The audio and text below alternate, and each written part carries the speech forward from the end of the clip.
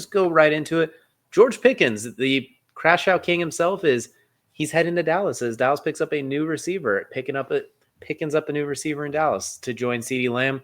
Basically, without getting too deep into the nitty-gritty details, a third-round pick for George Pickens. So, as the one-time Cowboys fan, but still current free agent, which, by the way, if you want Kelcey to join your team fandom, be sure to send us your courting Kelcey video why you should join your team. But, Kels, how do we feel about this? George Pickens coming in a contract here, heading to Dallas to be the number 2 to CeeDee Lamb with Dak Prescott, who, for all intents and purposes, though, an upgrade over what we saw last year in Pittsburgh. Yeah,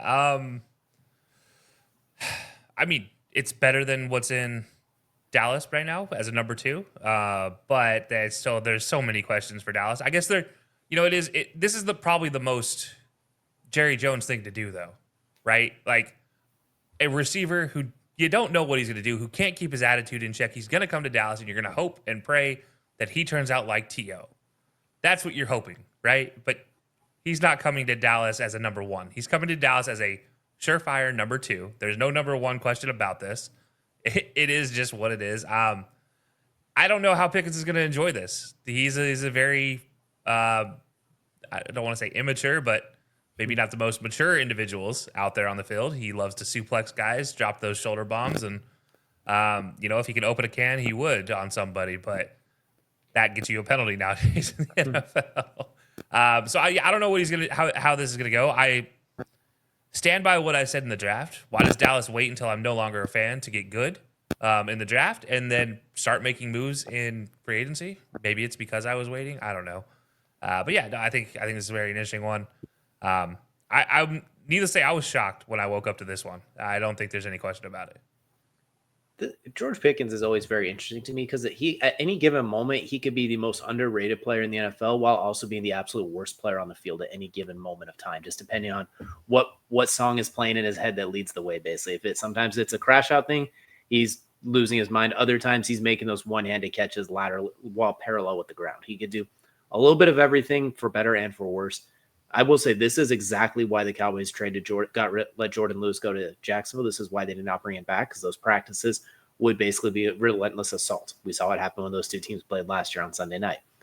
I actually, if you get George Pickens not fighting everything in sight, suplexing, flying drop kicks, whatever he's going to do when he's not losing his mind, I think this is an outstanding fit as well, because he's a big body, get the ball down the field one-on-one, put him at X, let him just, for lack of better terms, considering the person we're talking about, just let him fight the corners on the outside, just preferably not literally, but fight off the jams, win those. Then you move CD around, let him play Z slot, let him just be your everything receiver. Then they leave Pickens one-on-one. Dak can, for all the hate Dak gets, he could throw a good one-on-one ball, back shoulder fade. He will get George the ball in opportunities. And I think in theory it makes so much sense, but there is still there's a reason the Steelers got rid of him. They have a knack for getting rid of the chaos receivers at the exact right time. Antonio Brown, Martavius Bryant, Santonio Holmes. You could say that about players in general. Like chaos players. Yeah, just in general. So that's what I'm curious. And it's a contract year, so there's always that. How does it feel like, say, he has 2 bad weeks? Does he freak out and suplex Dak? I don't know. We'll see. But on paper, I really like the move because of the scheme fit. The question is always, well, there's a reason he was made for trade. That's what I'm really will be curious about.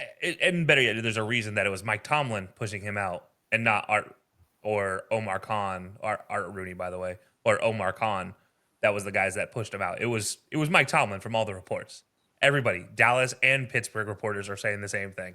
And that's the crazy thing. So that's where you're like, hold up, Mike Tomlin, the guy who is the Joes and Schmoes coach who loves the players, was like, I can't save this kid. Bye.